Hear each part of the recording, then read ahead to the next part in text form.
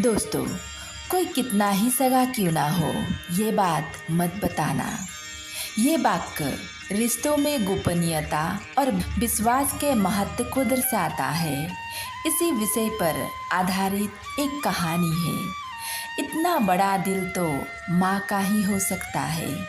ये कहानी एक बेटे को अपने पिता माता के प्रति कर्तव्य को याद दिलाती है और बताती है कि माता पिता की सेवा और सम्मान कितना महत्वपूर्ण है। आइए जानते हैं। बेटा, महंगाई भी दिन ब दिन बढ़ रही है। ऊपर से तेरी बेटी भी बड़ी हो रही है। उसकी शादी भी करनी है तुझे। तू मेरी फिक्र मत करो, मैं यहाँ बहुत खुश हूँ। अपना ख्याल रखना। यहाँ मेरे जैसे बहुत सारे लोग हैं। एक दूसरे की बातें सुनकर दिन कब निकल जाता है पता भी नहीं चलता। एक गांव में सिमली ताई और बलराम ताई का घर था। सिमली ताई बहुत ही हंसमुख, सबके साथ घुल मिल कर रहने वाली औरत थी। हमेशा उसके घर में बच्चों की खेल कूद धमा चकोरी चलती रहती। गांव की औरतें भी उसके पास आकर बात करती थीं। किसी को भी बिना चाय पिलाए वो जाने नहीं देती थी। हमेशा हंसते रहने वाले थे।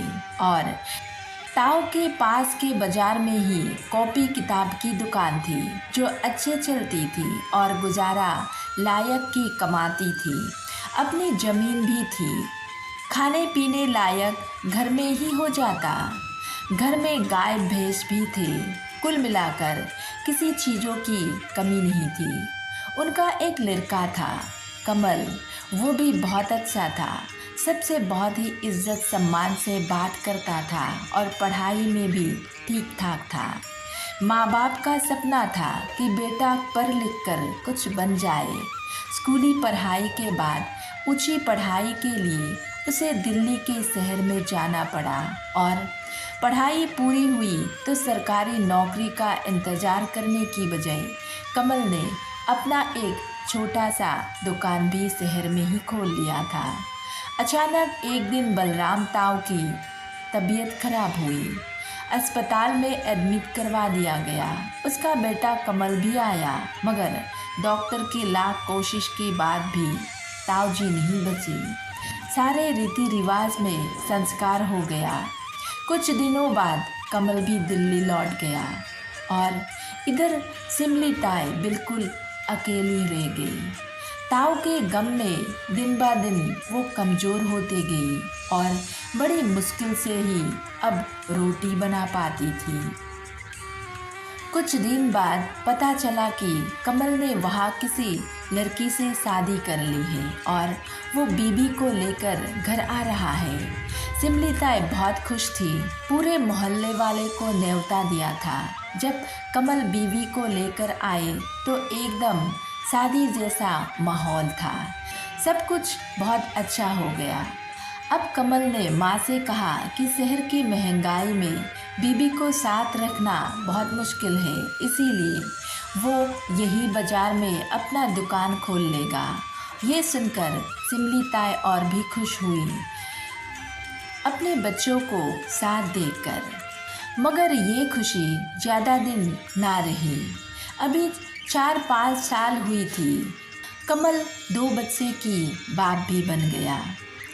बड़ी बेटी हुई और बाद में बेटा। धीरे धीरे घर में कमल की बीवी और सिमली ताई के बीच रोज़ किसी न किसी बात पर झगड़ा होने लगा। बात यहाँ तक पहुँच गई कि कमल को बीवी ने कहा कि या तो वो इस घर में रहेगी या उसकी माँ। अब सिमली ताई काफ़ी बुरी हो चुकी थी तो वो उन सबको बोझ लगने लगी थी। थोड़ा समय जैसे तैसे गुजारा। एक दिन कमल ने माँ को वृद्धाश्रम छोड़ने की निर्णय लिया। उसने माँ से कहा कि अब वो और लड़ाई झगड़े नहीं देख सकते, इसीलिए उसे वृद्धाश्रम छोड़ आएगा और समय समय में उसे मिलने भी आएगा। सिमली ताई कुछ ना बोले और चुपचाप उसके साथ चली गई।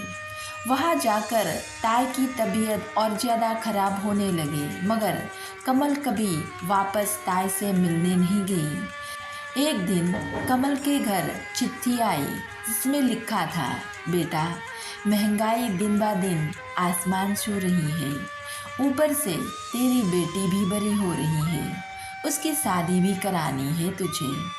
तू मेरी फिक्र मत कर, मैं यहाँ बहुत खुश हूँ, अपना ख्याल रखना। यहाँ मेरे जैसे बहुत सारे लोग हैं, हम लोग एक दूसरे की बातें सुनकर ही दिन निकल लेते हैं, पता ही नहीं चलता। मगर तू फिक्र मत कर, जब तेरा बापू जिंदा था तब मैंने तेरे शादी के लिए गहने और पैसे इकट्ठा करके रखा था। अब तूने तो शहर में अचानक शादी कर ली और मैं भूल गई कि वो गहने और पैसा वहाँ रखा हुआ। अब वो गहने और पैसे तेरी बेटी की शादी में काम आएगा। घर के अंदर जो श्री कृष्ण जी का मूर्ति है उसके अंदर से वो पैसा और गहना निकल लेना और बेटी की शादी धूमधाम से कराना। कमल की आंख भर आई। वो बीबी बच्चे को लेकर वृद्धाश्रम पहुंचा, मगर बहुत देर हो चुकी थी। वहां जाकर उसे पता चला कि जिस दिन उसने चिट्ठी भिजवाई थी उस दिन वो बहुत बीमार था। अपने आखिरी इच्छा बोलकर ही उसने ये चिट्ठी लिखी थी और ये भी कहा था कि उसे परेशान ना करे, क्या पता उसके पास समय हो ना हो, इसीलिए हमने नहीं बताया। कमल भागता हुआ अस्पताल पहुंचा। माँ आखिरी सांसें गिन रही थी। कमल जाकर माँ से लिपटकर अपनी गलती की माफ़ी मांगने लगा, मगर गले लगाते ही माँ प्राण छोड़ चुकी थी। आज कमल को अपनी गलती का एहसास हो चुका था, मगर उसका पश्चाताप करना अब उसे नसीब ना था।